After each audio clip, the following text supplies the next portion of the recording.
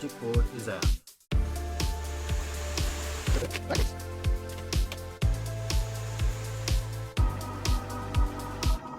That looks lovely. This looks like crap. Winner, winner, chicken dinner. Hi, and welcome to the MBK Upcycle Lab. We're going to replace the whole keyboard assembly in a MacBook Air today. This covers the A1369 and A1466, basically Airs from 2010 to 2017. But we're going to do something slightly different this morning. We're going to spend that extra 10 minutes and remove all the rivets. We're not going to leave 5 here or a whole row of dead rivets there. And we're going to do it using this tool here. So the job's done properly, not half-assed. This is a quick and dirty guide. This is making the assumption that you have stripped down to this level already. But do not panic if you need to know how to start from the beginning. We've done a longer version of this video. The link is in the description down below. Otherwise, let's get started. Right. What we need to do now is we need to remove all 40 screws around the outside of the keyboard, and then we'll be moving on to a little bit over 60 rivets on the inside of the keyboard. So we'll make a start in this corner over here, and for this job you need a Phillips 000 screwdriver, and we'll just work on our first screw here, anti-clockwise as usual, and it should just come straight out.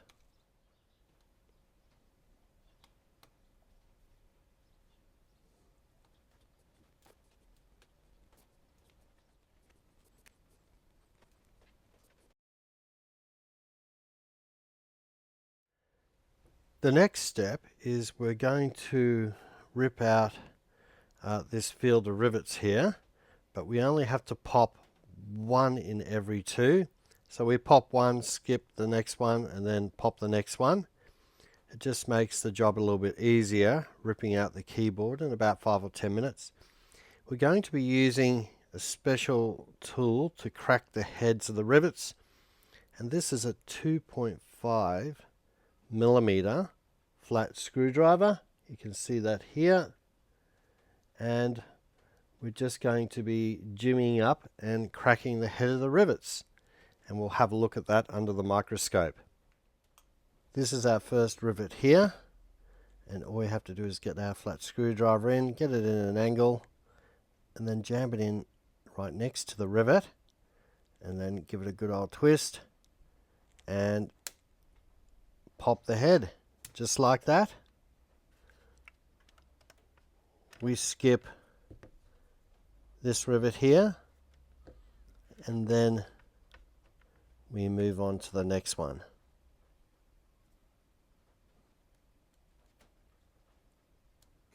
Again, just get our screwdriver in the side, slight twist, and pop that head.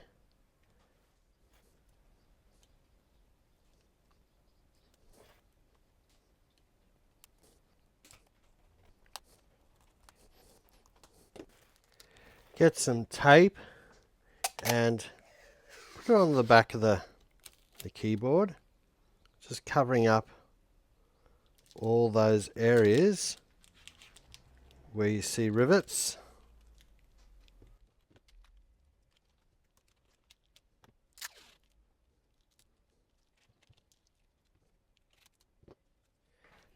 The next thing we're going to do is rip the keyboard out. So open up your MacBook and you'll see the screen there.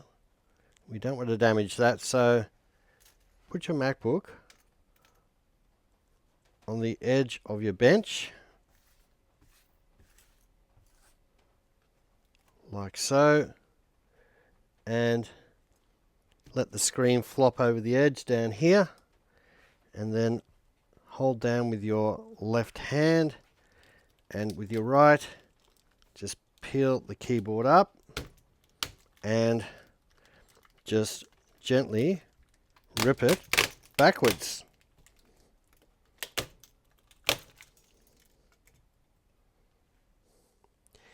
We have to rip out the remaining rivets here, and for that we're going to need a special tool. We're going to need a automatic center punch. Here's the packaging. It's a King Chrome, but any brand will do. And you can pick these up from your local hardware store. In Australia they're worth about $35. In the United States they're worth about $25. And here it is here. They normally come with a very pointed tip for marking metal, but all you have to do is get a file onto it or get your grinder and take it back to something nice and flat, just like this here.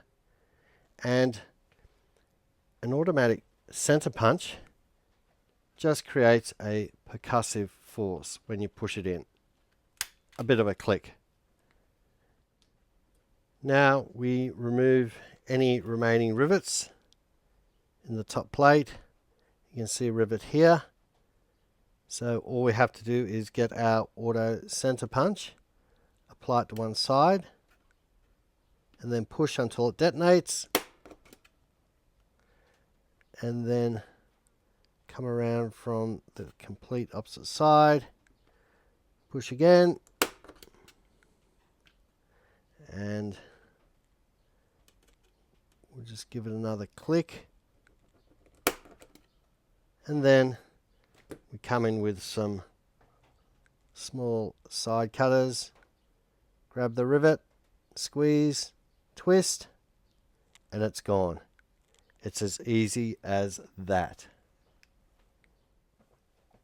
To make things a little bit easier, all we have to do is work along the rows. Just click one side, work your way along,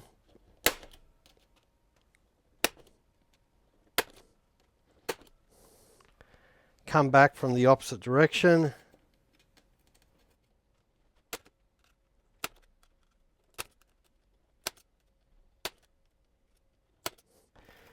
and then as soon as you finish the row, just get in there and give it a slight twist and pull them out.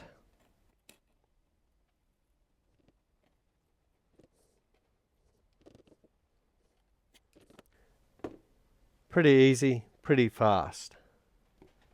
You may get the odd stubborn rivet, and all you have to do is click it again on the left and right until it loosens up a bit, and then go back in for the twist. But as you can see here, most of these rivets are coming out quite nicely. And we are all done. All rivets are gone, not one left. Okay, we've flipped the MacBook over again. As you can see here, the screen is still intact, and that's because we flopped it over the end of the workbench. And we have the top case here, and while we have the top case here, it's easier to clean in between the keys now because obviously we have no keyboard. So let's give it a bit of a spray with isopropyl alcohol, get the old Scotch Brite out, and just give it a light scrub. Get rid of any gunk.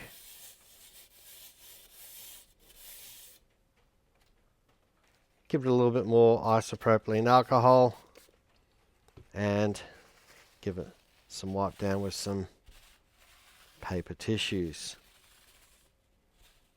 Get rid of any crap. Much easier to do this now before we put in the new keyboard. Right, we have our new keyboard here. This one we got off eBay. It cost around $36 Australian or $25 American. We've got it from eBay. So when you're searching on eBay, just make sure you get the keyboard for the right model number. So this covers the 1369 and the 1466. And just check the reputation of the seller on eBay, make sure it's good quality keyboard, and you can see that by having a look in the reviews. And we got this keyboard from Advanced Notebook Workshop here in Australia. So this will do the job quite fine. Okay, we've flipped our MacBook back over and we have our screen flopped over the end. And we have our new keyboard here. We just put this in its little home. Just wiggle it in, make sure it's locked in. And then we have our original screws here that go around the perimeter of the keyboard. So what we do is we get our little screws and we lock one screw in each corner.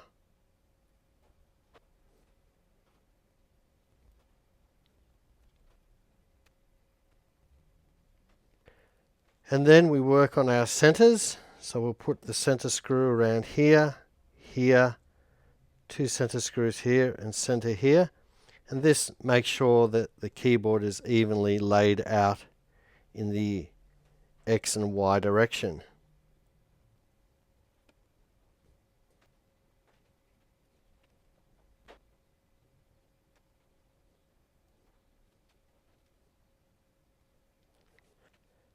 Now we have our keyboard evenly laid out, our screws in the corners and our screws in the centers. So all we have to do is put in all the rest of the screws. Now, because we have taken out over 60 rivets, we need screws to replace all those rivets. So you're going to need to buy some keyboard screws off eBay. And if you just put into eBay MacBook keyboard screws, they'll pop up and you'll need a little bit over 60, and they're only like a couple of dollars for, you know, over 60, so, you know, cheap as chips. Order those in and then you can put in all the screws. Let's make a start. We are just putting in our very last screw. It's over 100 screws on this keyboard, so it's quite an effort. The reason why we put in so many is to make sure the keyboard doesn't sag when the user's typing into it. That's our last screw done. As always, if you like the video, give it a thumbs up. If you like the content, subscribe or share. Also, don't forget to check out our social media. Other than that, thank you for visiting the MBK Upcycle Lab. Hooroo, and we will see you next time.